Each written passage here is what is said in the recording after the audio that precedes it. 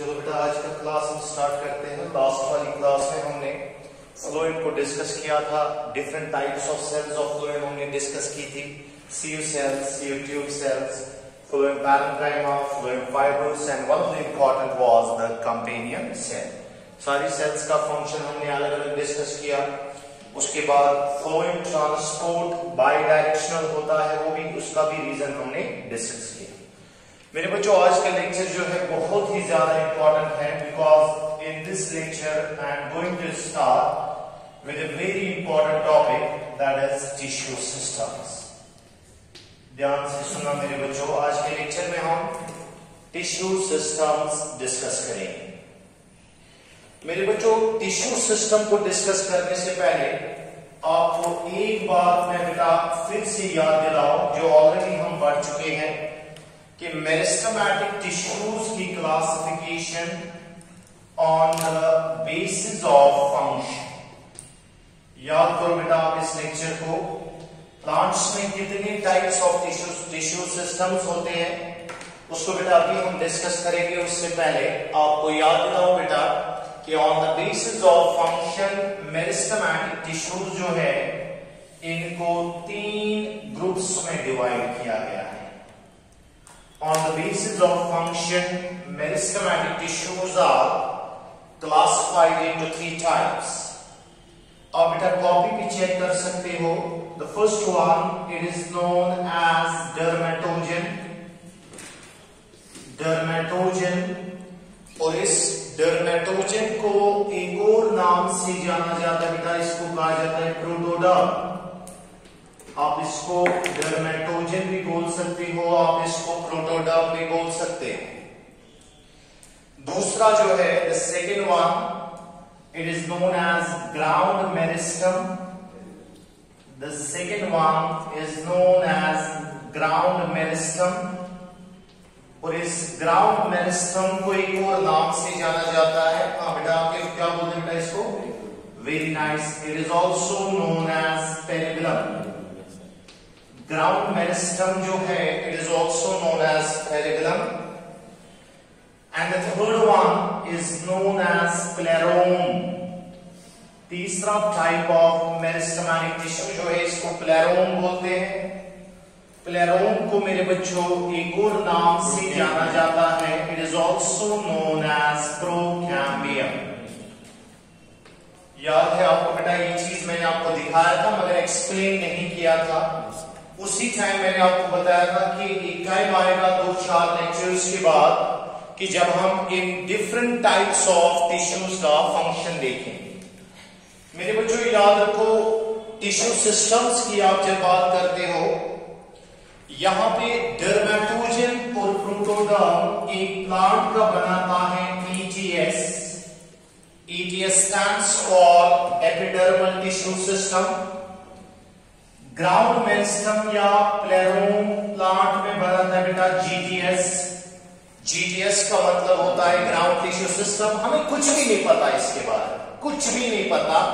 आज बेटा in tissue systems को डिटेल में डिस्कस करना है। प्लेरोम जो है ये आपको प्लांट में बनाएगा बेटा VGS, that is vascular tissue system. आपको पता है बेटा VTS में मैंने बात बताई थी, it includes the xylem and phloem. थोड़ा सा आइडिया आपको VTS के बारे में है, that it includes the xylem and phloem. बाकी ETS और GTS आपको नहीं पता। जब मैं आपको बेटा मेरिस्टेमेटिक टिश्यूज की क्लासिफिकेशन पढ़ा रहा था उस टाइम मैंने आपको बताया था कि on the basis of function meristematic tissues are of 3 types, dermatogen, ground meristem, plerome, और इनके दूसरे भी नाम हैं। मैंने वहां स्ट्रेट अवे आपको बताया था कि ये प्लांट का ETS बनाता है, ये प्लांट का GTS बनाता है, और ये प्लांट का क्या बनाता है? VTS। मगर साथ में बेटा ये बात भी बताई थी कि अभी आप कुछ टाइम के लिए भूल जाओ ETS, GTS और VTS क्या होता है, बिकॉज हमें डिटेल में प्लांट में पढ़ना है टिश्यू सिस्टम। सो आज का लेक्चर बेटा ETS, GTS और VTS के रिलेटेड है। क्या हम ऊपर लिख सकते हैं मेरे बच्चों कि प्लांट में total tissue system TTS stands for total tissue system. अगर आप एक प्लांट बॉडी की बात करोगे, इसमें आपको बेटा total 3 types of tissue systems मिल जाएंगे। एक आपको मिल जाएगा बेटा ईटीएस। ईटीएस का मतलब होता है epidermal tissue system. ETS stands for epidermal tissue system.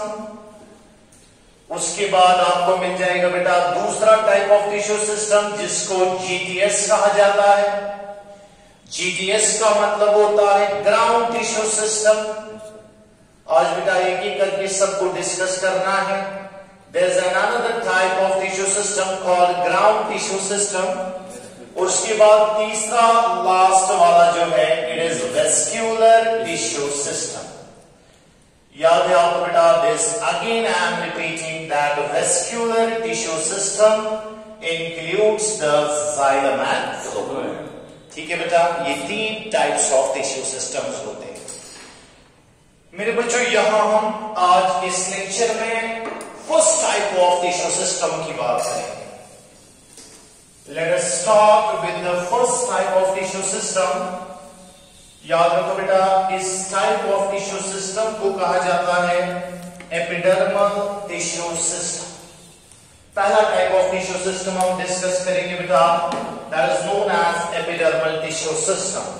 जरा मेरे बच्चों बोर्ड की तरफ देखो एक मिनट। क्या आप ऐसे बोल सकते हो टोटल टिश्यू सिस्टम, प्लांट में जितना टिश्यू सिस्टम है टोटल, इसको आप माइनस करोगे बेटा ग्राउंड टिश्यू सिस्टम और बेटा साथ में वेस्क्यूलर टिश्यू सिस्टम, तो आपको वहां जो बचेगा प्लांट में इसको क्या कहा जाता है ETS। सो ETS क्या है? टोटल टिश्यू सिस्टम को आप माइनस करोगे ग्राउंड टिश्यू सिस्टम और साथ ही साथ बेटा vascular tissue system.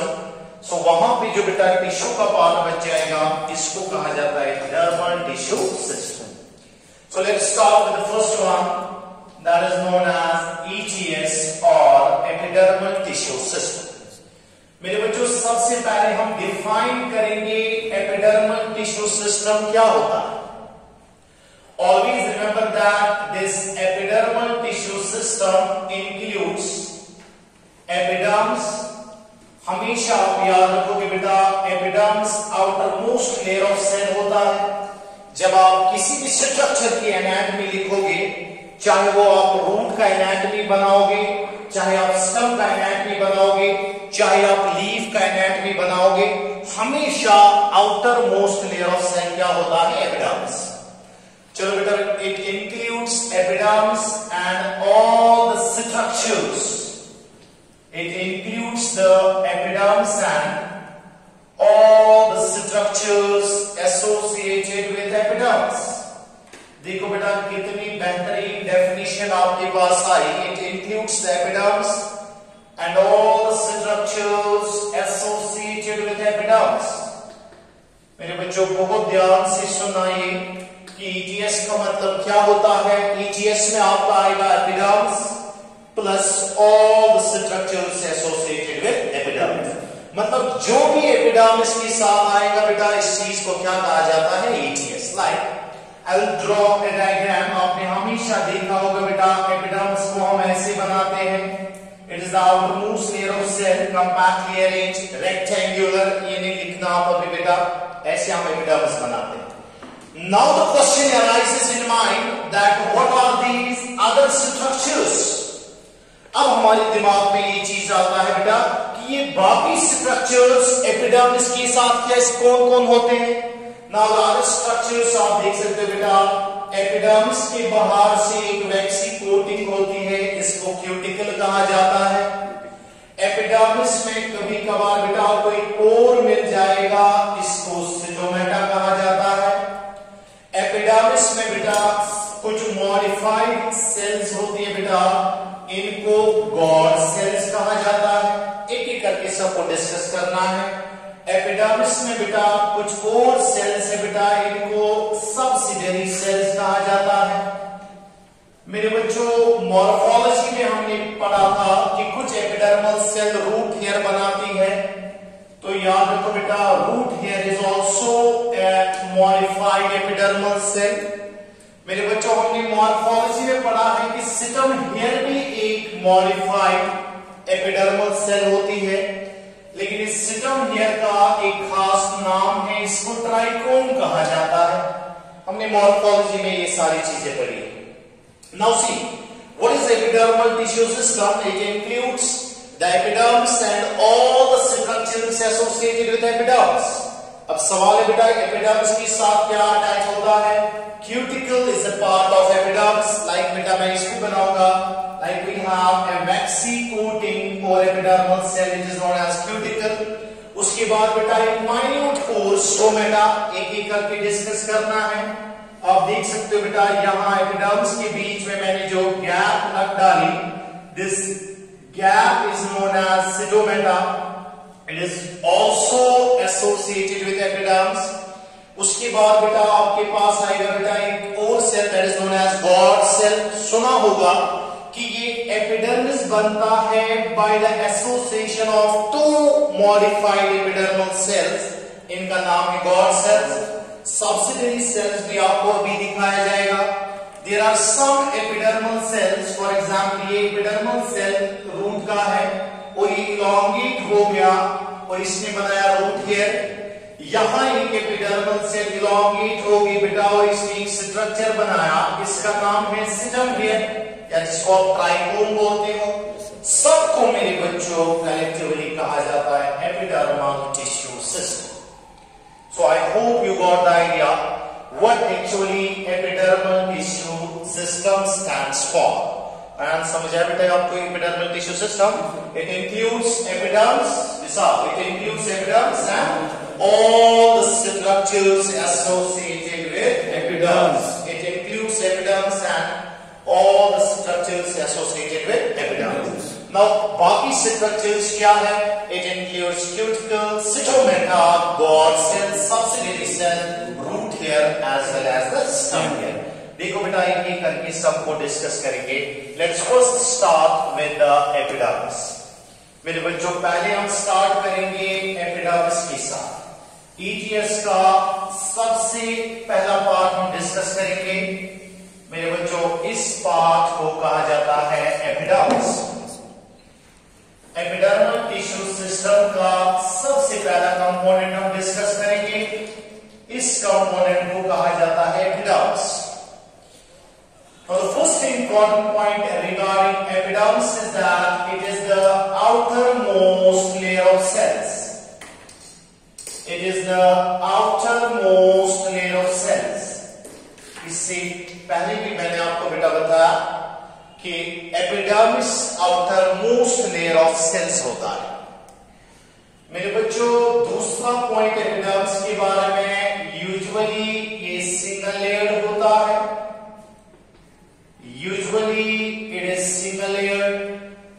Majority of the cases में आपको epidermis जो है वो single layered मिल जाएगा, but there are some exceptions. याद रखो बेटा इन exceptions के नाम in ficus and nerium, ficus और nerium में आपको epidermis जो है ये multi layered मिल जाएगा। In ficus and nerium, this epidermis is multilayered. Majority of the cases में आपको epidermis single layered मिल जाएगा, लेकिन ficus और nerium में आपको epidermis क्या मिल जाएगा? multilayered। उसके बाद बेटा एक और पॉइंट epidermis के बारे में, cells are tightly packed, cells are rectangular। Epidermis की सेल्स जो होती है बेटा रेक्टेंगुलर होती है एंड टाइटली पैक्ड होती है। Epidermal cells are rectangular and they are tightly packed. मैं यहाँ एपिडर्मिस को साथ साथ बेटा बनाऊंगा। रेक्टेंगुलर सेल टाइटली पैक्ड होती है, यहाँ मैं बना रहा हूं बेटा। Epidermal cells are rectangular and tightly packed. One of the most important feature of epidermal cells that इनका outer wall thick होता है और inner wall thin होता है। आप इस डायग्राम में देख सकते हो बेटा, ये वाला साइड जो है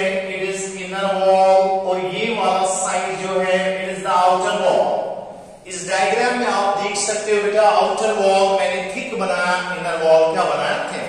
इंपॉर्टेंट पॉइंट है, in epidermal cells the outer wall is thick. Epidermal cells में आपको आउटर वॉल थिक मिल जाएगा, लेकिन इनका इनर वॉल जो है वो थिन होता है। एपिडर्मल सेल्स में आउटर वॉल थिक होता है और इनर वॉल क्या होता है थिन। बहुत सिंपल सी बातें हैं, बिल्कुल मेमोरी बेसिस है, कोई कॉन्सेप्चुअल बात अभी तक मैंने डिस्कस नहीं की, क्योंकि है नहीं बेटा, सिंपल सी बातें हैं। One of the important point regarding epidermis is that usually epidermis जो होता है ये continuous होता है। Usually epidermal cell layers जो है it is continuous। Usually epidermal cell layers जो होते हैं they are continuous। लेकिन मेरे बच्चों यहाँ पे एक मसला क्रिएट हो गया, the continuity of epidermis is broken। कभी कभार कंटिन्यूटी ऑफ द एपिडर्मिस जो है ये ब्रेक हो जाती है because of the minute pore, and this pore is known as stomata. बिल्कुल आसान सी बात, डिफिकल्ट मत है बेटा। Usually it is continuous, but continuity of epidermis, but the continuity epidermis की जो कंटिन्यूटी है, but the continuity of epidermis is broken by, ये टूट जाती है बेटा by minute pores called as stomata। हमें अलग से डिस्कस करना है स्टोमेटा क्या होता है। Usually it is continuous and the continuity of epidermis is broken down by the minute pore that is known as stomata। समझ आई बात। मेरे बच्चों एपिडर्मिस के बारे में यहां लिखेंगे that epidermal cells are parenchymatous, और parenchyma हमने डिस्कस किया है। Epidermal cells are parenchymatous, क्या मतलब है बेटा? They are the living cells and you know all the characteristics। They have little cytoplasm। इनमें आपको साइटोप्लाज्म का अमाउंट कम मिल जाएगा, लेकिन इनमें आपको एक बड़ा सा वैक्यूल मिल जाएगा। Epidermal cells are parenchymatous, that means they are living cells, but you'll find little cytoplasm, come cytoplasm होगा। मेरे बच्चों इनमें बड़ा सा वैक्यूल आपको मिल जाएगा। बहुत ही इंपॉर्टेंट पॉइंट बेटा ये है जो मैं डिस्कस करने जा रहा हूं, that these epidermal cells lack chloroplast।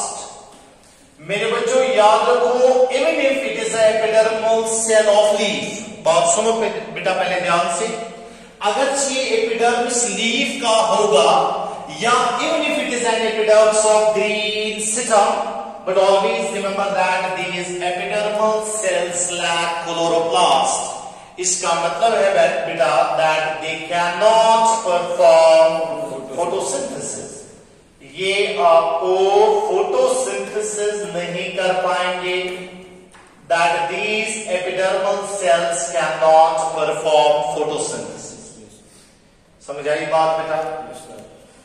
क्या मैं ऐसे बोल सकता हूं बेटा? Now I'll shift towards some more important points regarding epidermis। There are some more points regarding the epidermis। क्या मैं ऐसे बोल सकता हूं बेटा एपिडर्मल सेल ऐसी सेल लेयर होती है which is in direct contact with the environment? Is it true that epidermal cell outermost layer of cell होती है? इसका ये मतलब है it is the only cell layer which is in direct contact with the environment। देखो बेटा important points में नीचे, it is the only cell layer which is in